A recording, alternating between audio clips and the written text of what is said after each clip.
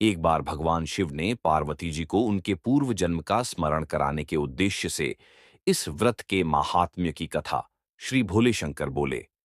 हे गौरी, पर्वतराज हिमालय पर स्थित गंगा के तट पर तुमने अपनी बाल्यावस्था में 12 वर्षों तक अधोमुखी होकर घोर तप किया था। इतनी अवधि तुमने अन्न न खाकर पेड्ढों के सूखे पत्ते चबाकर व्यतीत किए। माघ की विकराल शीतलता में तुमने निरंतर जल में प्रवेश करके तप किया। वैशाख की जला देने वाली गर्मी में तुमने पंचाग्नि से शरीर को तपाया।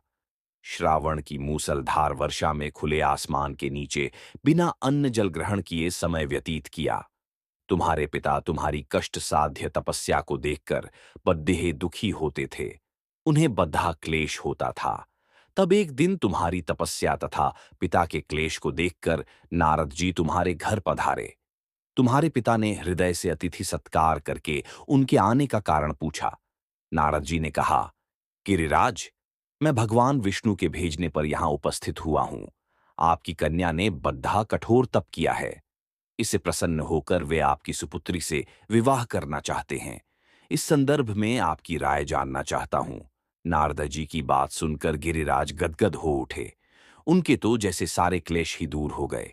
प्रसन्नचित होकर वे बोले, श्रीमान, यदि स्वयं विष्णु मेरी कन्या का वरण करना चाहते हैं तो भला मुझे क्या आपत्ति हो सकती है। वे तो साक्षात ब्रह्म हैं। हे महर्षि, ये तो हर पिता की इच्छा होती है कि उसकी पुत्री सुख संपदा से युक्त पति के घर की लक्ष्मी बने। पिता की सार्थकता इसी में है कि पति के घर जाकर उसकी पुत्री पिता के घर से अधिक सुखी रहे। तुम्हारे पिता की स्वीकृति पाकर नारद जी विष्णु के पास गए और उनसे तुम्हारे ब्याह के निश्चित होने का समाचार सुनाया। मगर इस विवाह संबंध की बात जब तुम्हारे कान में पडडीढी तो तुम्हारे दुख का ठिकाना न रहा। तुम्हारी एक सखी ने तुम्हारी इस मानसिक दशा को समझ लिया और उसने तुमसे उस विक्षिप्तता का कारण जानना चाहा।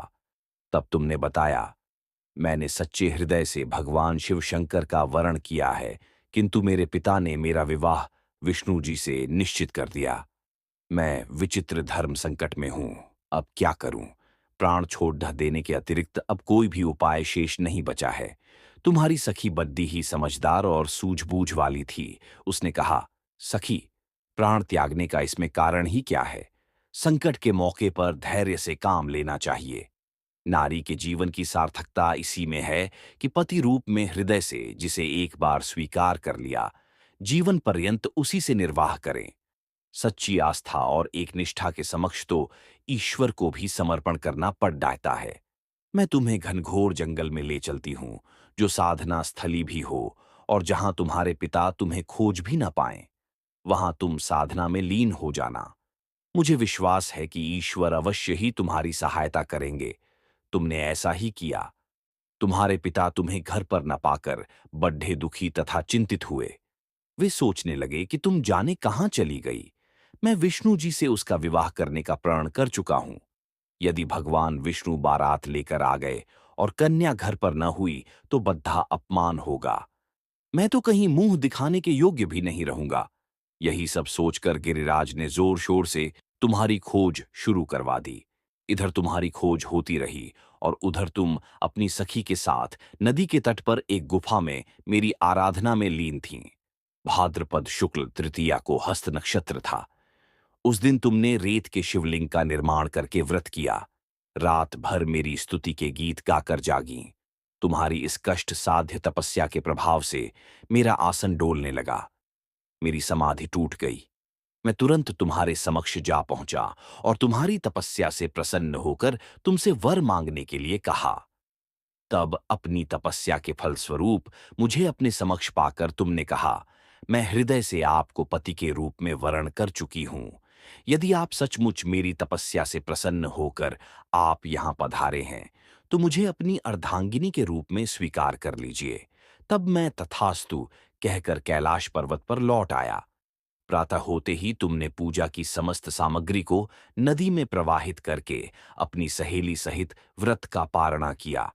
उसी समय अपने मित्र बंधु व दरबारियों सहित गिरिराज तुम्हें खोजते खोजते वहां आ पहुंचे और तुम्हारी इस कष्ट साध्य तपस्या का कारण तथा उद्देश्य पूछा।